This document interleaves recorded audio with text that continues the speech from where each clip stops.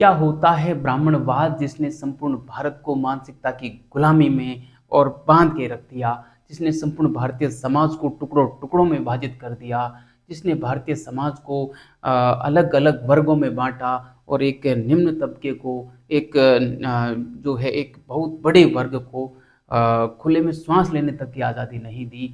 उस ब्राह्मणवाद के बारे में जानेंगे आज एक छोटे सेशन में। मैं बात कर रहा हूँ इलाहाबाद के उस स्थान की जहाँ पे पंडित मोतीलाल नेहरू जी के घर में और स्वरूप रानी के गर्भ से 14 नवंबर 1889 को एक ऐसी महान विभूति का जन्म हुआ था। उस वहाँ महान विभूति का नाम था पंडित जवाहरलाल नेहरू, जिन्हें स्वतंत्र भारत का प्रथम प्रधानमंत्री बनने का भी गौरव प्राप्त हुआ। उस महान विभूति की उपलब्धियां और कार्यों की श्रृंखला इतनी लंबी है कि यदि मैं उनका यहाँ पे बखान करूँ तो संपूर्ण रात निकल जाएगी, लेकिन मैं उनके कार्यों और उपलब्धियों का बखान नहीं कर सकता।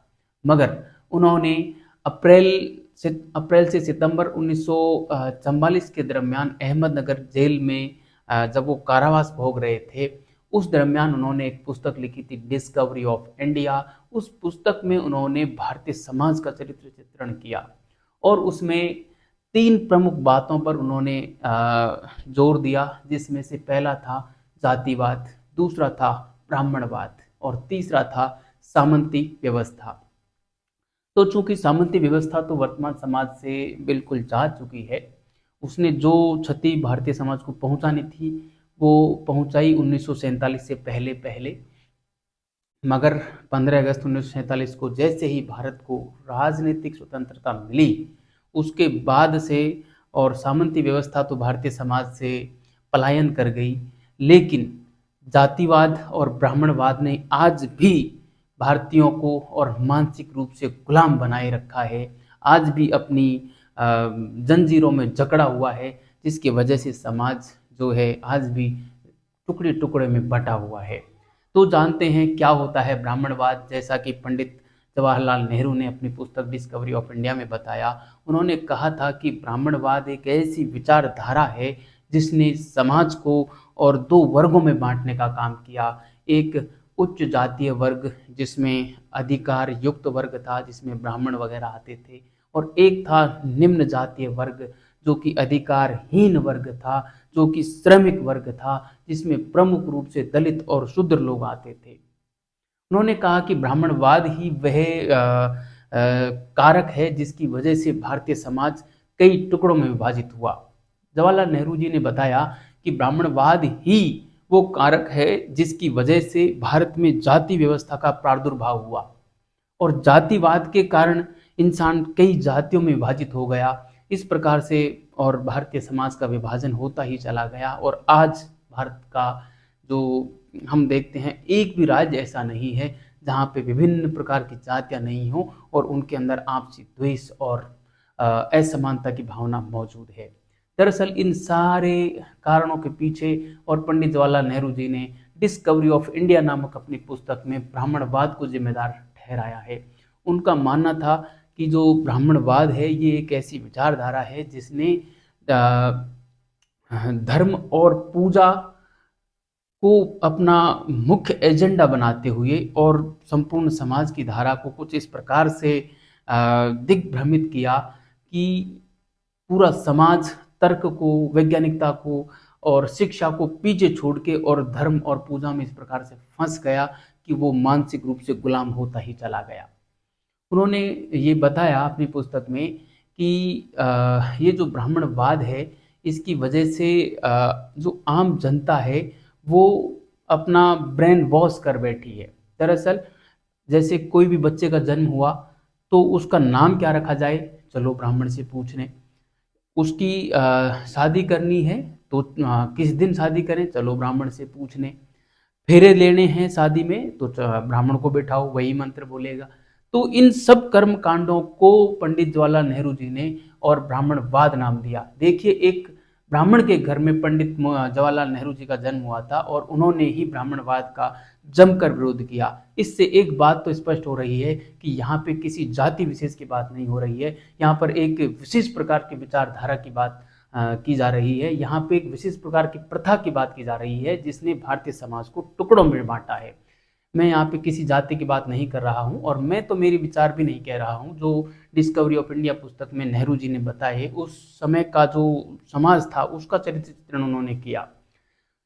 तो कहने का मतलब ब्राह्मणवाद की वजह से ही जातिवाद आया और उसकी वजह से ही समाज टुकड़ों में बंट गया और समाज में असमानता व्याप्त हो गई। उन्होंने उसी पुस्तक में बताया भी है कि आखिर इन समस्याओं से छुटकारा कैसे पाया जाए।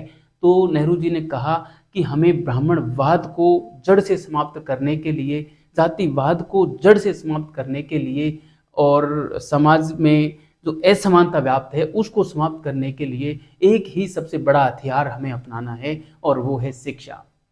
और वो भी उन्होंने साइंस पर ज़्यादा बल दिया कि हमको विज्ञान अधिक से अधिक पढ़ाया जाना चाहिए ताकि तर्क और विश्लेषण करने की क्षमता हमारे जो विद्यार्थी हैं उनके अंदर आए और वो समाज में एक नई क्रांति पैदा कर सके, एक नई विचारधारा का प्रादुर्भाव कर सकें और उनका ये जो ब्राह्मणवादी प्रोपगेंडा है इनसे वो अलग हटके और तर्क और प्रामाणिकता के आधार पर अपने जीवन को गुजारें।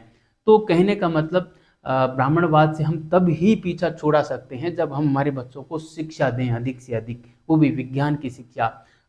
तर्क से उनको सिखाएं, विश्लेषण करने की क्षमता उनमें पैदा करें और सही क्या है गलत क्या है इसको लेते हुए और हम आगे बढ़ें। आदर्शात्मक अवधारणाओं का खंडन करें। जब तक हम आदर्शात्मक अवधारणाओं का खंडन नहीं करेंगे तब तक हम इस ब्राह्मणवादी प्रोपगेंडे से आज़ाद नहीं हो सकते, चाहे हम कुछ भी कर लें। ये आदर्शवादी प्रोपगेंडा क्या होता है? आदर्शवाद में ये आता है कि किसी भी बात को हम सिर्फ इसलिए स्वीकार कर लेते हैं कि हमारे बड़े स्वीकार करते आ रहे थे, हमारे बड़े उन चीज़ों को मानते आ रहे थे और उस तथ्य के पीछे न कोई तर्क होता है न कोई तथ्य होता है। तथ्य और तर्कहीन बातों को सिर्फ इसलिए स्वीकार कर लेना कि हमारे बड़े मान रहे थे, यही आदर्शात्मक अवधारणा होती है। जैसे आपने सुना होगा, अधिकतर लोगों ने सुना होगा कि आत्मा अजर अमर है। ये एक आदर्शात्मक अवधारणा है। हमारे बड़े कहते आ रहे थे, हम कह रहे हैं। हमारे बड़े मर गए ऐसे कहते कहते, हम भी ऐसे कहते कहते मर जाएंगे, हमारे बच्चे भी ऐसे कहते कहते मर जाएंगे, लेकिन आत्मा को जाना किसी ने नहीं है। कह सब रहे हैं, इसमें वोटिंग करवाई जाए तो 90% क्या 95% लोग ये बात को कह देंगे कि आत्मा यदि होती है तो अजर अमर होती है, ये मानेंगे लोग। और बहुत से लोग ऐसे हैं जो आत्मा को नहीं मानते, वो तो ठीक है अपनी जगह में, वो मानते ही नहीं है कि भाई होती है कि नहीं होती, उन्हें नहीं पता। मैं भी उन्हीं में से हूँ कि मुझे नहीं पता आत्मा होती है कि नहीं होती। भाई मैंने तो आज तक नहीं देखा, देखूंगा तो मान लूंगा कि भाई होती है। लेकिन अधिकांश लोग बिना जाने ये कह देते हैं कि आत्मा अजर है, अमर है, उसे कोई नहीं काट सकता, उसे तलवार नहीं काट सकती, उसे पानी भिगो नहीं सकता, आग जला नहीं सकती, इस प्रकार की बात कह देते हैं। उनसे ये पूछ लिया जाए कि आपने आत्मा को देखा है? तो नहीं देखा साहब। अरे जब देखा ही नहीं तो आप कह क्यों रहे हो मेरे भाई? लेकिन वो इसलिए कहते हैं कि वो आदर्शात्मक अवधारणाओं का उन्होंने खंडन नहीं किया, उन्होंने कभी तर्क की बात नहीं की और वो मानसिक गुलामी की बेड़ियों में जकड़े हुए हैं।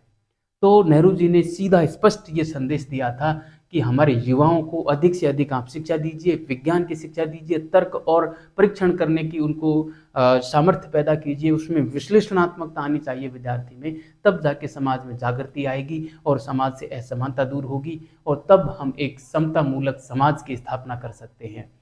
तो प्यारे साथियों, इस सेशन को मैं यहीं समाप्त करता हूँ। आपको वीडियो इन्फॉर्मेटिव लगी हो तो अधिक से अधिक शेयर करना, लाइक करना, सब्सक्राइब करना। धन्यवाद।